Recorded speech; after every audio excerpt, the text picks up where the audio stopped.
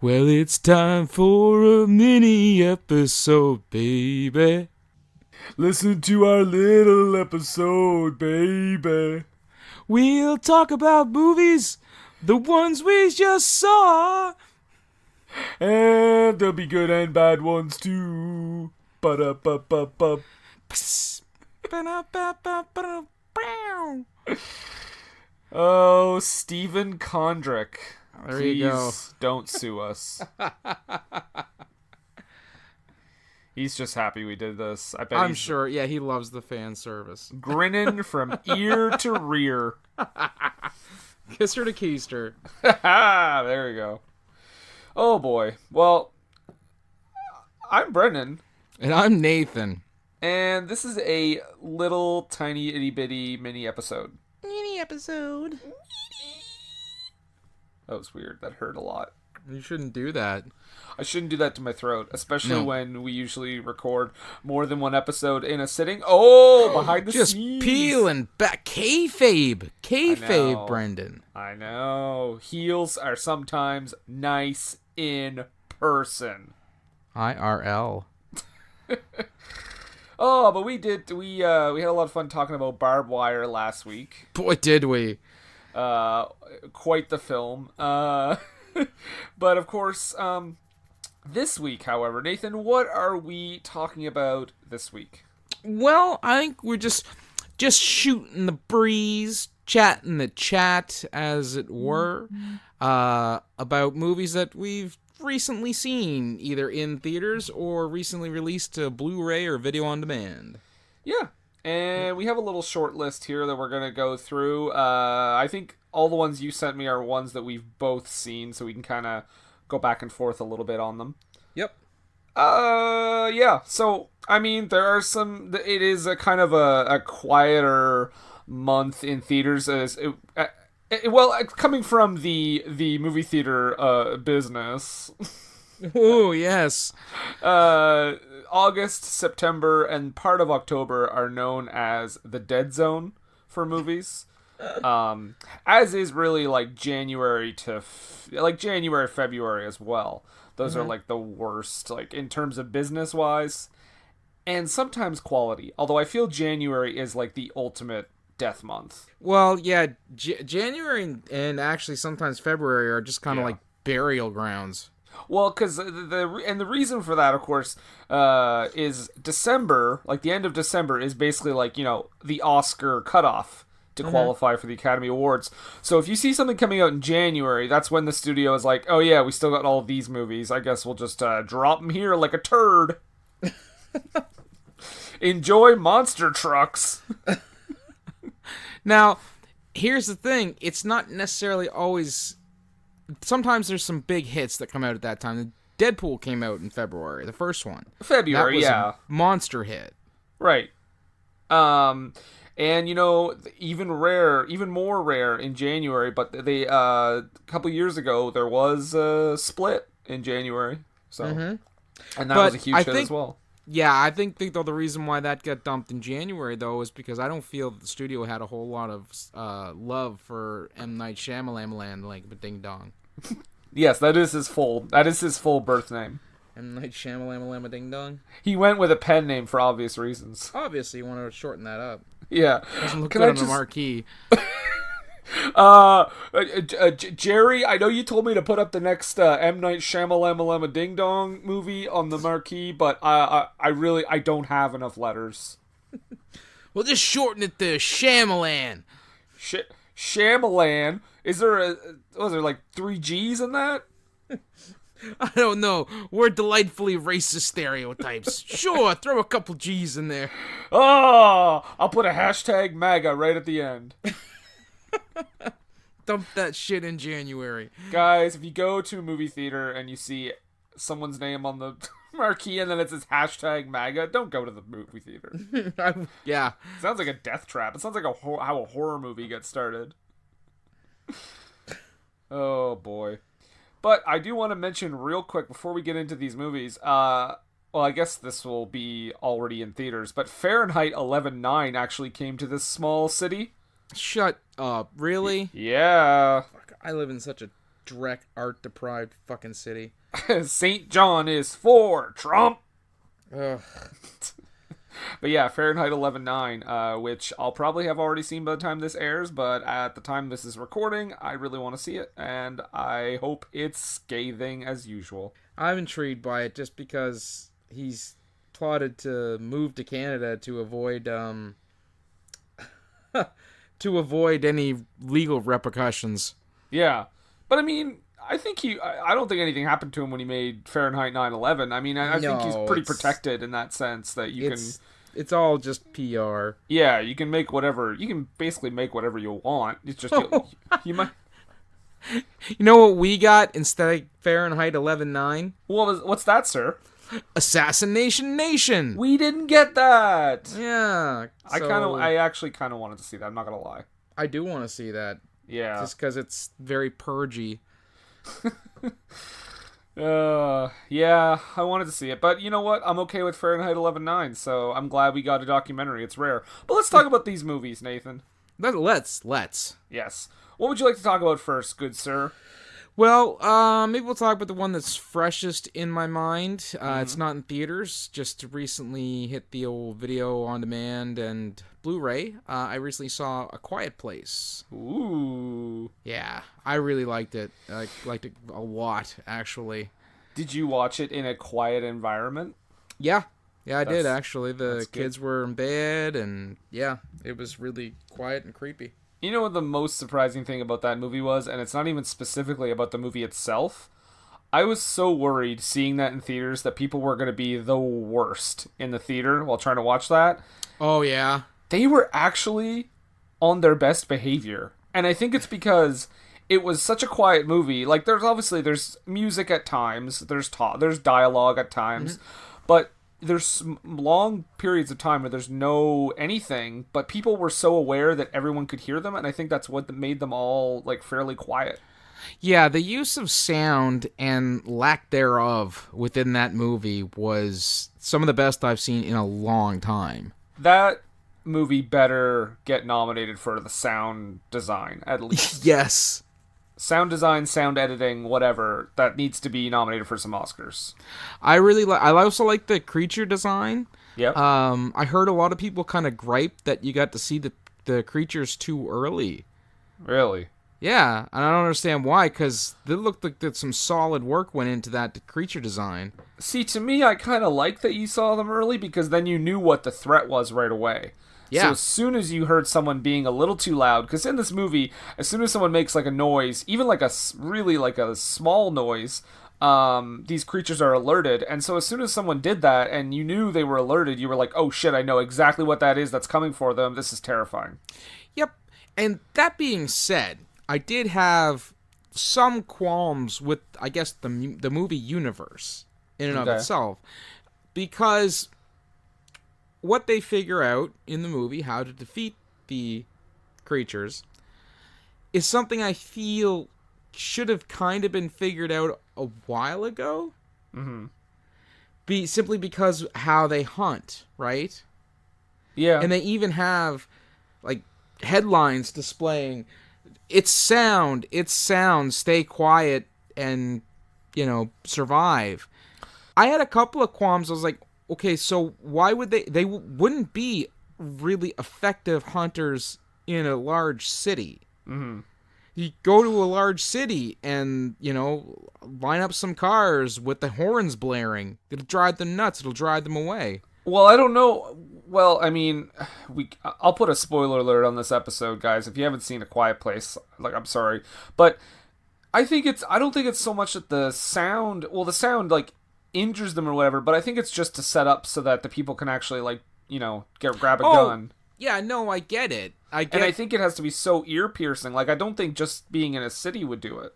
No, but what I'm saying is, to protect yourself, or to at least throw them off the scent, for lack of a better term, to use the sound to get away from them or to stay alive would make more sense than trying to be quiet all the time. Mm-hmm. And when they figure out, the creatures, using that supersonic ear-piercing noise the way they do, like the symbiote in the Spider-Man comics. It seems like to me like it should have been some scientist's foregone conclusion that if they hunt with sound, that supersonic sound should throw them off or should hurt them or disorient them in some way, because it's the same principle with like bats or any other animal that uses echolocation for for hunting or for guidance. Well, I mean, I think the movie sort of gets away with it too, because they don't give us a lot of outside. It's a very like small setting, and they don't show a lot of the outside world. So it's almost like you never really get a sense of like, and I mean this in a good way, is that you never really get a sense of like how much has been taken over. How many people... You don't get an origin story. You don't get you don't get to see the fall of man. You just see them existing within it, which I'm fine with, because I think that a lot of stuff that the way they covered it, anyways, makes sense, because they cover it in the movie so much that it's like, okay, aliens invaded. We get that. They hunt through sound, and they killed a lot of people. Got it. I don't need anything else. Yep, which, by the way, I think we can both agree on this. This movie has one of the best opening, 5-10 minutes of any movie in a long time. Oh, just gripping. Amazing opening time. That is what I mean. Like, that alone should put them in contention for sound design, sound editing, whatever. Sound mixing, whatever that fucking Oscar is. Sound design, I believe it is. Oh, the Oscars. Well, I think there's sound editing, and I think there's sound mixing. Oh. But I think, both of those... Just give them both. At least nominated. If they're not nominated, I will cry foul. They should get something, because that movie really was done very well. It'll probably be up for that dumb, popular film Oscar or whatever the fuck that is. I thought they weren't doing that now. Oh, did they get rid of it? I heard something like that, because everybody was deriding it and mocking it so badly. Well, it was pretty stupid, to be honest. Mm-hmm. So, and they didn't even because you know what the award for the most popular movie is? Best Picture? No, the fucking bank that they make. Well, no, I think what they were trying to do is just get more viewers by putting in movies that wouldn't normally be nominated for Best Picture. Oh, you know what you can do then? Recognize movies that deserve it. Just because they're not, high art doesn't mean there's not a ton of talent that goes into it. Recognize the talent. Don't, just because, Ace Ventura is a movie about a guy who talks out his ass and says alrighty then a lot, that doesn't mean that a lot of talent went into making that movie. Jim Carrey was acting his ass off, figuratively and literally. Yep.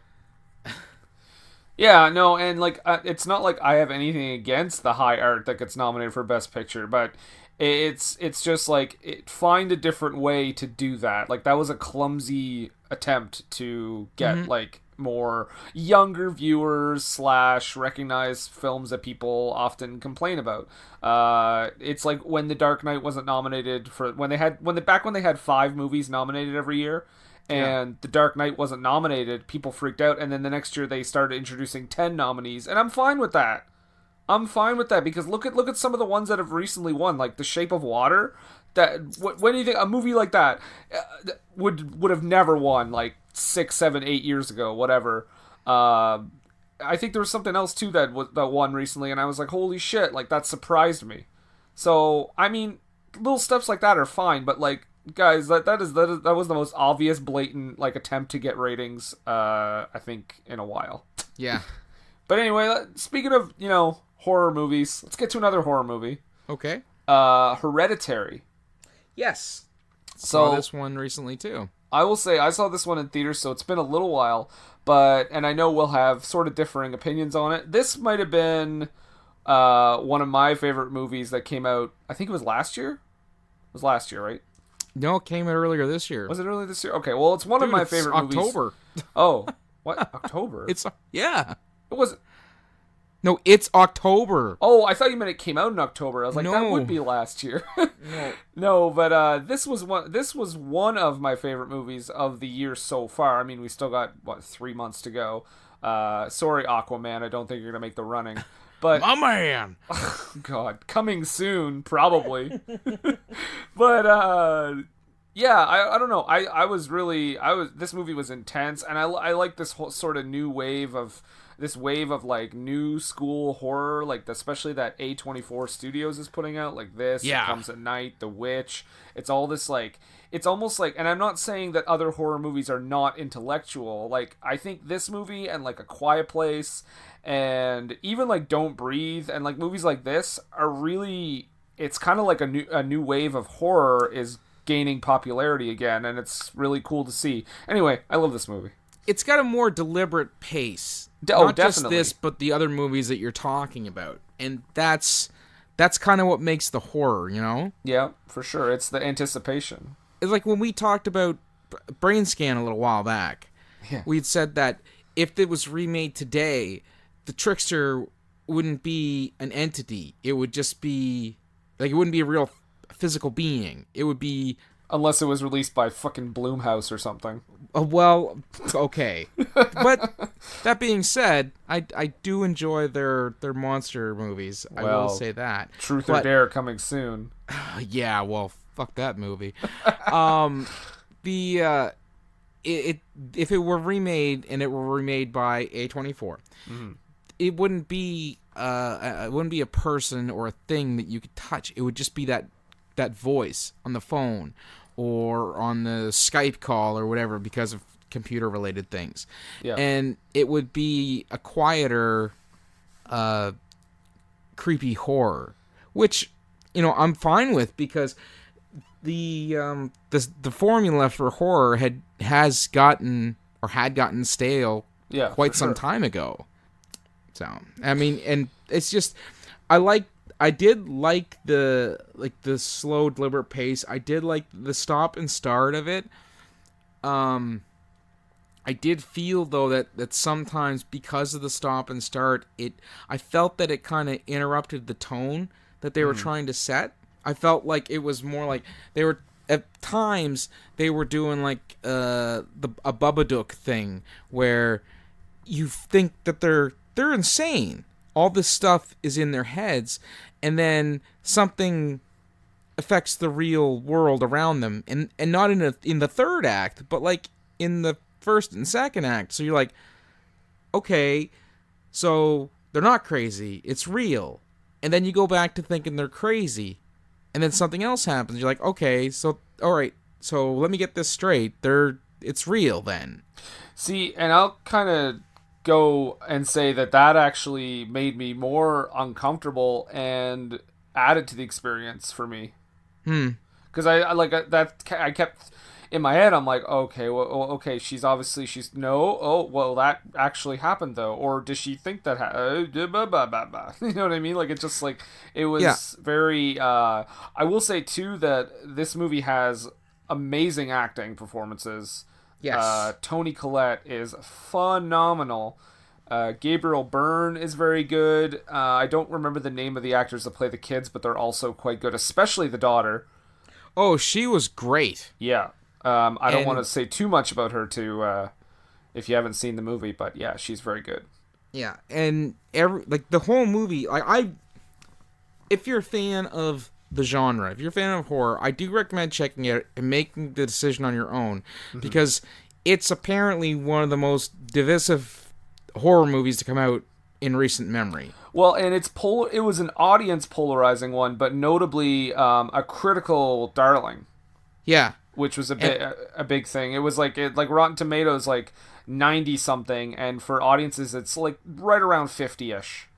And it's shot and made beautifully. Oh yeah. But I can understand that with horror fans, there's a certain amount of pedal to the metal that you're expecting in a movie, right? It almost feels like if you had not, okay, say you didn't know who the actors were, and you weren't aware, like, obviously Toni Collette is this old, so it must be around this time. It almost feels like this movie was made in like the 70s. Yes, in terms of its pacing and everything. Like, if you look at like a movie like even Don't Halloween. Look in the Basement or Halloween, First kill 50 minutes in. Yeah, Yeah. So there is a definite, like you said, a definite pace, a very deliberate one that I do recommend it for that, simply because it's such a departure from what I'm normally used to in that genre. I will say that it's okay. So I've seen the other A24 horror movies that are out so far. So I would say it's more fast paced than The Witch, which I also really like, but for different reasons. But a little bit less so than, say, It Comes at Night. Okay. Both, by the way, recommended to anyone listening. I will just say this though: The Witch was marketed horribly. They kept saying, I don't think this is A24. I think this is whoever put the trailer out. But they kept saying it was this horror movie, this like mile-a-minute horror movie, and it most assuredly is not that. No. But it is very good. And It Comes at Night is another one that's like very claustrophobic movie. But don't get hung up on like the mystery of it. Just like, it's all about watching like the characters and the tense moments and the suspense. And basically, It Comes at Night is all about what you don't see is the strength of that movie. And Hereditary for a long period is a lot about that as well. Yeah. It's like the horror of like imagination almost. And the glimpses that you do get when it's peeled back for just a second are unnerving. Okay, we know there's one scene, and I know we said there's spoiler alerts, but I really don't want to spoil it, but there's one scene in particular involving people in a car that is jaw-dropping. Oh, yes. Absolutely. And I did not see that coming. No, I don't think anybody in the theater did. Like, everyone, you could hear an audible gasp. I kept watching the movie, but I sat in just shocked disbelief for the next 3 to 5 minutes in the movie, just existing, because I'm like, what is going on? What is happening? Same, and I think the movie, it's almost like the movie knows that too, because for about 5 minutes after that scene, it's very quiet. It's even more slow paced. It's like they're kind of letting you come to grips with what you just saw. And if you have kids, it's gonna hit you even harder. It's pretty brutal in like the best and worst way. Yep. And I wanted to say too that the final 10-15 minutes scared the shit out of me. Yeah? I was not okay after that movie was over. Oh, okay. But anyway, Hereditary. So both recommended. What else we got? I'm just gonna say boobs, tits, fart, and ass, because we haven't really been bringing the funny. Oh, okay. But we have been pretty serious. So, also remember, guys, we will announce next week's movie at some point in this episode. And remember, your clue was, ow! That doesn't include the noise my dog just made. Your dog did not approve of that. I'm surprised she didn't howl with me. That's usually what happens. That would have been great. Oh, podcast gold. But yeah, that's coming up in a bit. So yeah, as you were saying, boobs, tits, fart, ass. We're pigs. How about a comedy? Okay. Recently, we're not hitting the. I guess we're gonna save the theater ones for the end, because the next one is also one I just recently saw on Blu-ray. Blockers, or cock blockers. When I got that poster at the theater, I was so excited to put it up. And I actually thought the movie was called Cock Blockers, and I was like, wait, they probably can't call it that. No, but man, did I have a great time watching this movie. Yeah, this was a good one. I enjoyed it a great deal. Yeah. Everyone was good in it, really, top to bottom. And it's one of those things where a lot of people they'll compare John Cena to Dwayne Johnson or The Rock, simply because they're both wrestlers. But I think that when wrestling's done for Cena, I don't feel that his future is going to be in action movies. It's going to be in comedy. I sure hope so, because I know he's in that Bumblebee movie coming out, And I Yeah. hope that's just like a one-off, like maybe not a one-off, but like just Oh, kind he's of, gonna want to do action. yeah. But I hope he does, because I think comedy is one of his strengths, honestly. Absolutely. Yeah. His timing in this movie, in Trainwreck, the guy, everyone takes a big dump on him as far as wrestling goes. Yeah, fuck That them. whatever, right? Yeah. As far as acting and filmmaking goes, he is one of the funniest guys I've seen in a long time. Just come out of nowhere like an RKO. Boom! Got it in. Although we did just talk about John Cena. So. Yeah, but we're just talking about him, as an idea. Ike Barinholtz also very funny in this movie. Leslie Mann is good in this movie. It's a really good comedy. And while I might be glowing about John Cena, I would have to say that my favorite characters in the movie were the girl who played his daughter. Yep. And Ike Barinholtz. Yeah, they're both great. Yeah, I like the character arc that you get kind of with Barinholtz, because he's this guy who kind of gloms onto these two, safe suburban parents in John Cena and what was her name? Leslie Mann, Judd Apatow's, Leslie Mann. Judd Apatow's Yeah. significant other.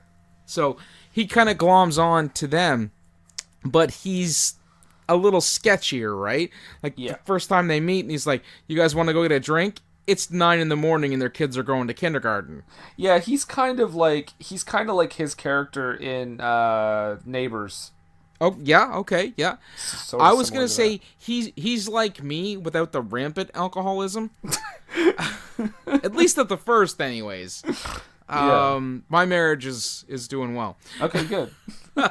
But later on, you find out him and his wife, played by June Diane Raphael, have divorced, and he's kind of shunned because they feel like he was the one who was the impetus because he cheated.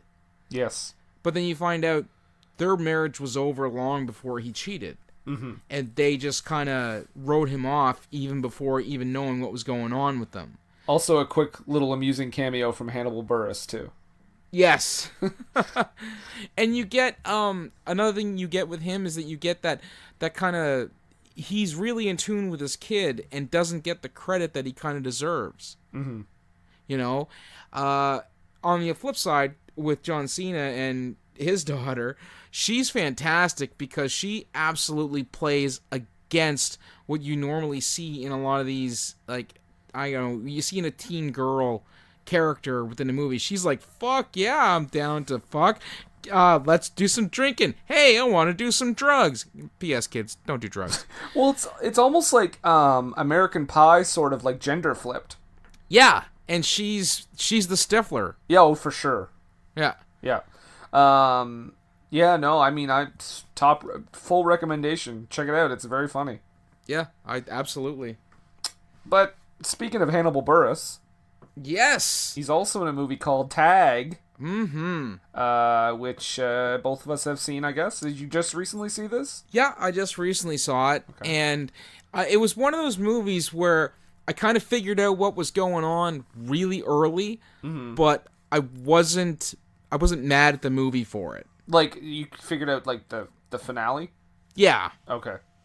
it's not like with Click, when I had to go see that fucking Drek, when that whole thing where Adam Sandler falls in the bed at Bed Bath & Beyond, and I'm like, oh, fuck this movie. It's gonna kick me right in the nuts.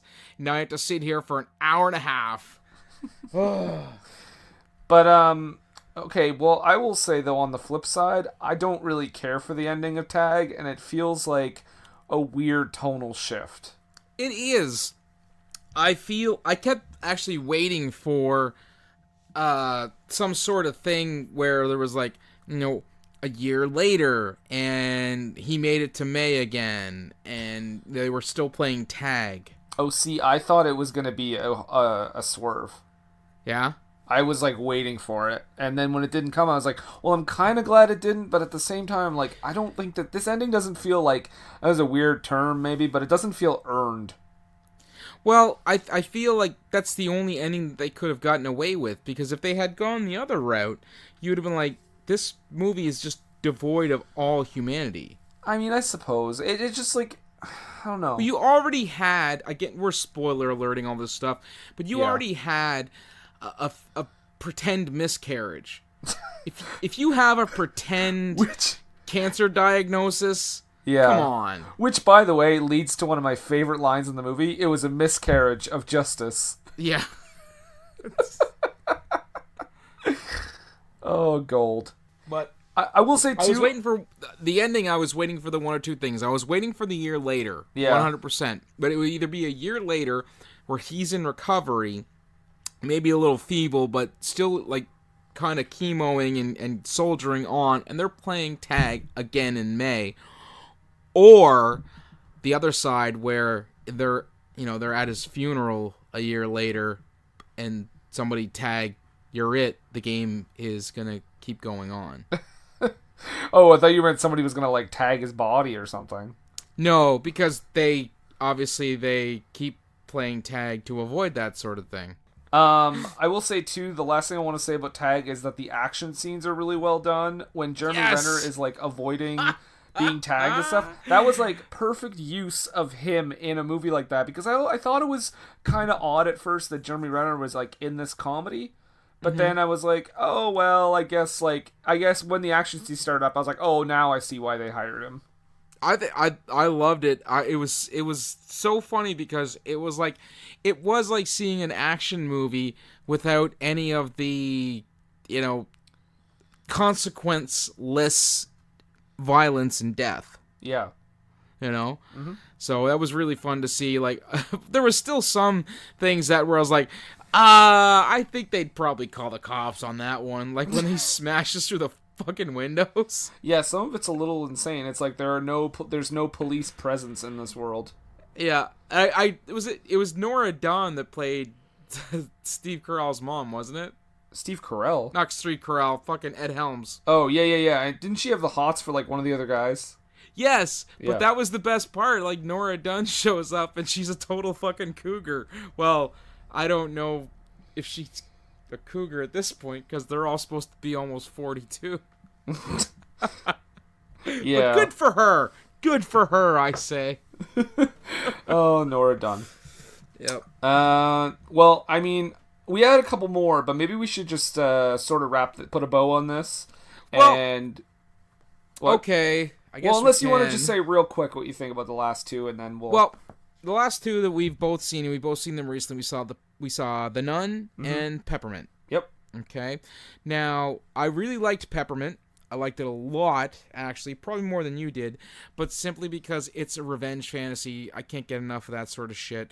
I love Jennifer Garner kicking all kinds of ass. The fact that the movie is straight out of bonkers.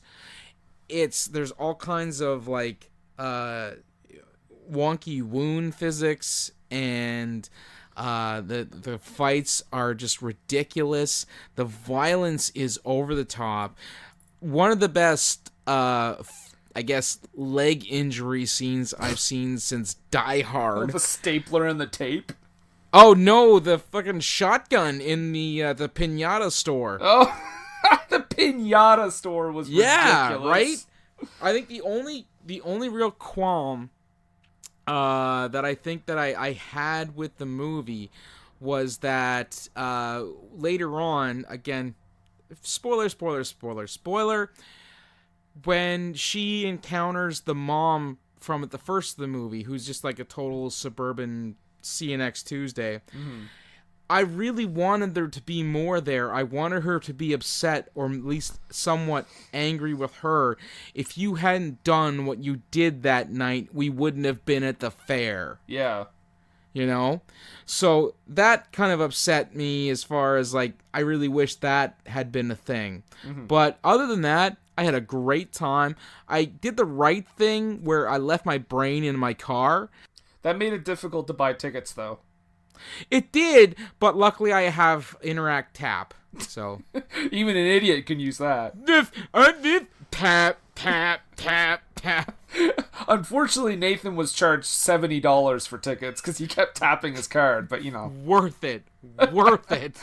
I don't really have a lot to say about it. I thought it was entertaining, not necessarily in a good way. I don't know. It was Did it make entertaining. you feel bad about yourself for enjoying it? It was. I was entertained, but it was pretty stupid. Yeah. I will say, coming soon. Obviously. And then finally, The Nun. Yeah. This one, I'll wrap this up. This one's easy for me. I'm a big fan of the Conjuring universe. I liked it better than the first Annabelle, but that's about it. Okay, I was wondering what you were going to think of this because I really didn't like the first Annabelle. Like, I thought it was borderline terrible. Because, they PG-13'd it up, I think. Yes. And also, it just was a boring story, whatever. The Nun, like you said, for me was also like a little bit better than that, but I didn't really care for it at all. It's just because it's so tonally different from the rest of the Conjuring movies. It's just, it wasn't, I wasn't enthralled at all. And I also felt they went terribly far for a setup for a possible sequel or a tie-in to the first Conjuring movie. Yeah, and like, I didn't care about any of the characters. I cared about Frenchie. Yeah, he was okay. Well, because he was the only character that had a personality. True. I mean, honestly, and it wasn't okay. It was weird to me that they got Vera Farmiga's in The Conjuring, and it was weird to me that they got her sister to play that character because I was like, wait, is that her younger? Funny story. When I left the theaters, because I took Cheyenne and Emma to see it because I'm terrible, and I had to explain to Cheyenne, no, that's not the lady from The Conjuring when she was younger. Oh, see, I thought it was for the longest time. Well, I knew she wasn't, but Cheyenne saw the resemblance so much that she was like, oh, that's clearly supposed to be her when she's younger. Yeah. And I had to explain to her, no, it's not. They're not related at all. I was halfway expecting some sort of fucking roundabout way to connect her and Elizabeth Warren in some way, shape, or form that they didn't do. Thank God. Well, but I think it's weird casting then, because why cast? Well, they were hesitant of doing it. Yeah, at first, just because of that. But apparently, she fucking nailed the audition. Yeah, and that's fair. But like, I don't know. It's a weird route to go if you're not going to connect the characters at all. Well, they're supposed to do a sequel, and I think that they're going to probably do something where she mistakes Vera Farmiga's character for her sister's character from this movie. The Nun creation. Hey, if it does the same thing for Annabelle, I'll watch it. Yeah. Because Annabelle creation is fucking 50 times the movie the original Annabelle was. Oh, for sure. As for The Nun, though, I think we can both agree, Yeah, exactly. Meh. Yeah. Although, I'm not gonna say, hey, how many reasons can I come up with for you to go see this movie? None. You fucking hack. Whatever. You loved it. You've come up with 20 times worse, you son of a bitch. Yeah, but I'm a dad. That's an excuse. That's a deep cut, referencing my Facebook reviews on the podcast. But I think let's put it. So then we did get the last two in. So let's put a bow on this whole thing. Yep. So guys, as for next week, it's gonna start our Halloween October theme. So in order to do that, here's the trailer for the next movie we will be covering. Here it is. You found a fucking trailer for that? Oh, hell yeah, I did. Oh my god. Party time! Ow!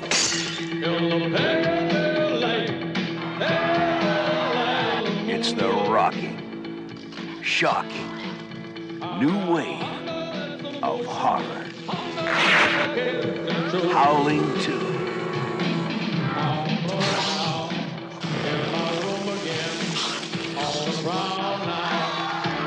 Dreams again, howling.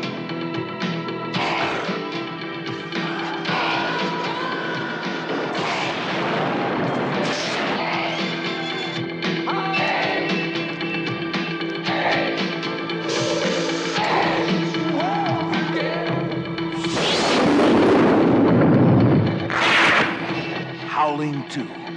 It's not over yet.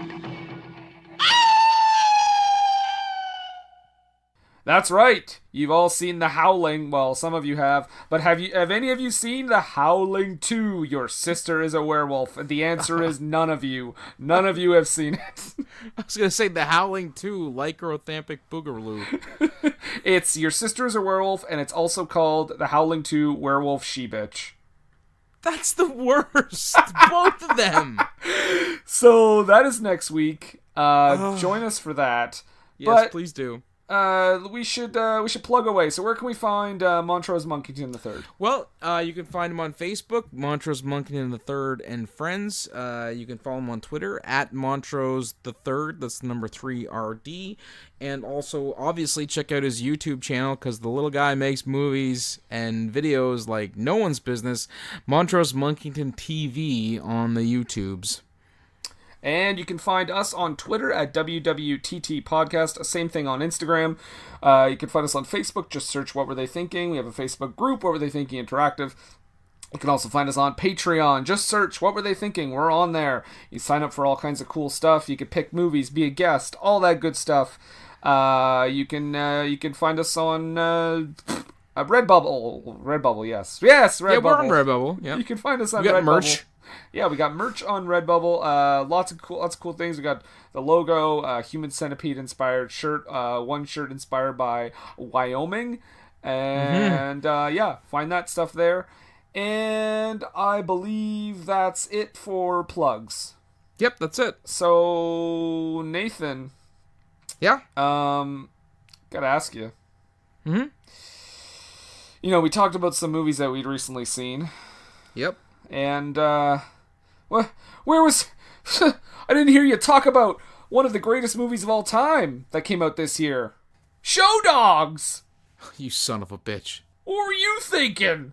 Was A Quiet Place inspired by Signs It Comes at Night and War for the Planet of the Apes? Was Ready Player One influenced by Avatar, Wreck-It Ralph, and The Last Starfighter? Is The Hurricane Heist more influenced by Sharknado or Geostorm? These are the kinds of questions my guest co-hosts and I discuss on my podcast, Piecing It Together. Every week we look at a new movie and try to figure out what other movies inspired it. Whether it's the story, the character development, tone, or even use of music. Every movie was influenced by something that came before it, and we want to figure out what.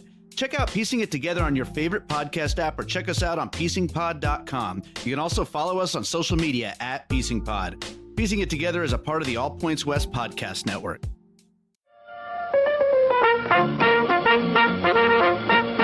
We're happy to have you with us this evening and want you to enjoy every minute of your stay here. Listen to me. Please listen. If you don't, if you won't, if you fail to understand, then the same incredible terror that's menacing me will strike at you! Are you ready to enter the sci-fi double feature drive-in? Every month we hold a special double feature with a very interesting theme thought up by your host, the conspiracy-loving Elisa, and yours truly, Jarrett the Kaiju Man Wegelin. We discuss giant monsters, little monsters, genetic abominations, robots gone awry, aliens coming to Earth, cryptids, and anything in between. So join us at the Sci-Fi Double Feature Drive-In podcast every first and third Thursday of the month. And don't forget to stop by our snack bar first.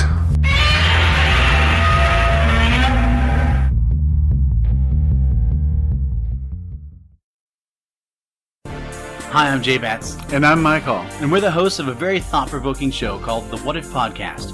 On it, we'll explore the big and little what ifs of life and steer our listeners toward a better understanding of the real or hypothetical situations we might find ourselves in. Or not. On our journey, we'll learn interesting facts and fictions about the everyday world. And sometimes, most of the times, we'll dive headlong into rabbit holes that slide up against the subject and sharply turn away from it. Come along with us. We'll have fun and learn something new together. New episodes release every other Tuesday. Find us on Apple Podcasts, Google Music, and anywhere fine podcasts are archived.